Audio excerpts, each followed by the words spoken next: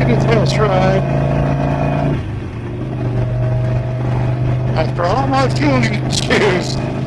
Hopefully everything's going to hold tight. So I didn't have any leakage. This morning there were no pools. Alright, so Harley's coming out with a $6,000 bike. Really? I don't think that's going to be much of a bike. There's already a lot of competition in the area they're talking about, and much better options than what Harley's thrown out there in the past for a small displacement. You look at the, I'll forget the name of it now. There's several British motorcycles. There's Indian motorcycles that fill that gap. And with the power and specs that they're talking about, there are mopeds that fill that spec. And I just don't see them styling it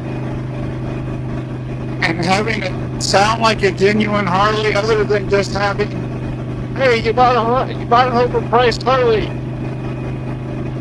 as a bragging point. I don't see young people doing that.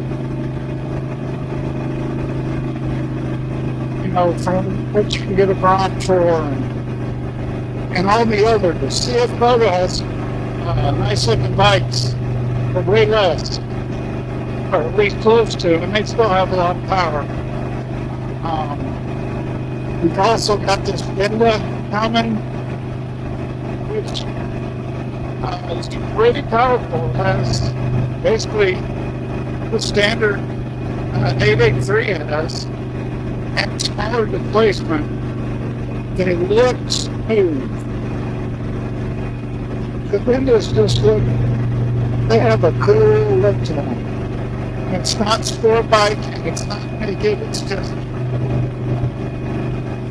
it's kind of cruiser, but kind of futuristic cruiser. And I don't see Harley beating with that.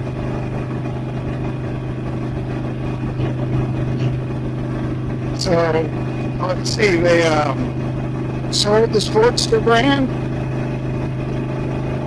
to a Chinese company, which is now building it, I'm sorry, not selling it in the European market. So that whole, you can't make it meet emissions. Well, they must have crappy engineers then, because Indians figured out how to make it meet emissions. I don't know, what do you think? I don't think they're going to gain back any marketplace. I just don't think it's going to happen. They have made some positive moves as far as pricing in their Sawtail line and their HD line, their touring line. It's a little too late. And you go buy it from a dealer and they're just going to gobble up any savings you had anyways with bullcrap fees and whatever else they can charge, they can get you to sign on the dotted line for. So I don't know, let me know down in the comments if you think Harley's got a future. And I will probably never buy a brand new bike. I'll talk about them and I like them, and hey, if I could afford one, I might. But as I've said before, I could have $1 million in the bank and I'm not going to pay what they're asking for a brand new motorcycle. It's an investment in your pleasure. It's not a financial investment of any kind. And an older model can give you just as much pleasure as a new model. And like I said, I'm not talking about a 10-year-old model. I'm talking about a 5-year-old model. Okay, maybe it's off by 5 horsepower. You know, maybe it has a little smaller engine, but it's basically the same bike that they're selling. Like I said, I'm probably never going to buy a new bike. I may buy a newer bike, but I'm never going to buy something off the showroom floor.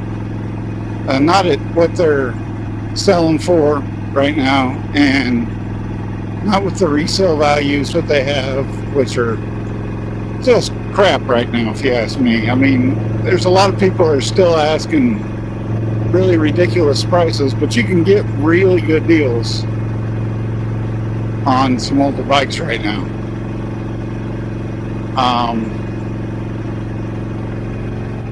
And if the company has issues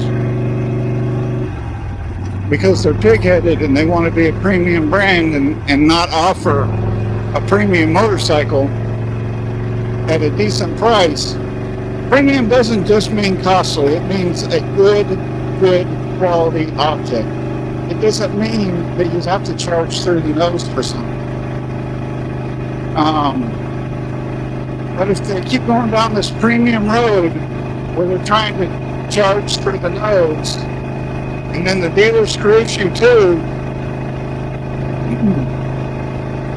I don't know that the company's going to be around to source parts from. Excuse me.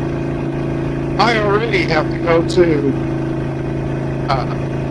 Tulsa or Oklahoma City in order to go to Harley. Really over an hour's drive because the bike needs parts. It's the only one I've got running. If the bike needs parts, I'm taking the car to go pick them up. And they may not have them. You call it up.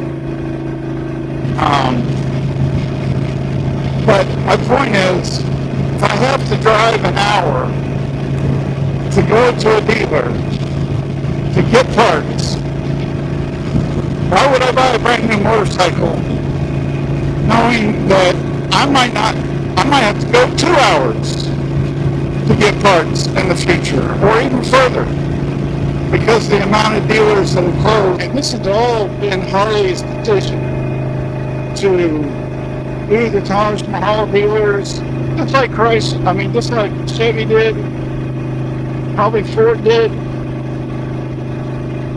But there's one large difference though. People have to have a mode of travel to get to work. If you don't live in an inner city, mass transportation, you have to have a vehicle to get to work. You don't have to have a bike. At least not the kind of bikes that they're selling. I can get a scooter and go to work. If it comes down to transportation, I can find a much cheaper option. So unless they can turn it around and offer products that offer the culture and offer the reliability and good quality workmanship that Harley is known for, I'm not talking about the AMC years, they're not going to stick around. Now, I've heard people suggest that maybe they're looking for a merger, as their new CEO did with the last company that he was CEO of. Maybe they are. But is that going to improve the quality? Or is that just going to make them last a little bit longer? And I know Harley has a lot of third-party suppliers of parts, so maybe it'll last for a while.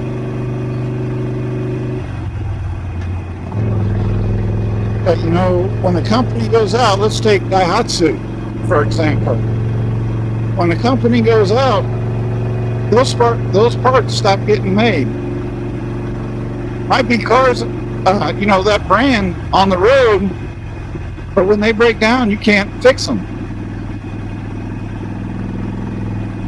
So why would you spend money on something that you have no hope of repairing at some point?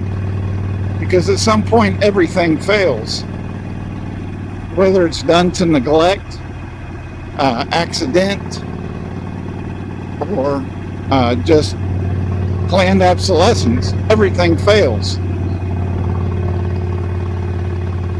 So if you can't get a part from the company because they're no longer around, then those third-party companies are also going to dry up because their business is going to dry up for those new parts.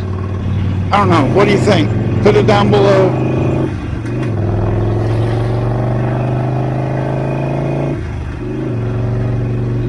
Let's start a discussion. That would be awesome. Guys, it really helps out when you subscribe. I know like 90% of the people watching my channel aren't subscribed. I've heard it said before, so I'll say it. What are you waiting for?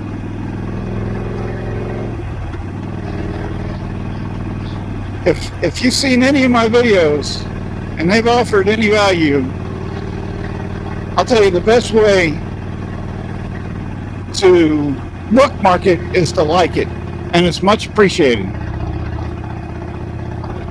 With that, guys, I'm going to let you go, and until next time, keep your swerve tight and get out and ride.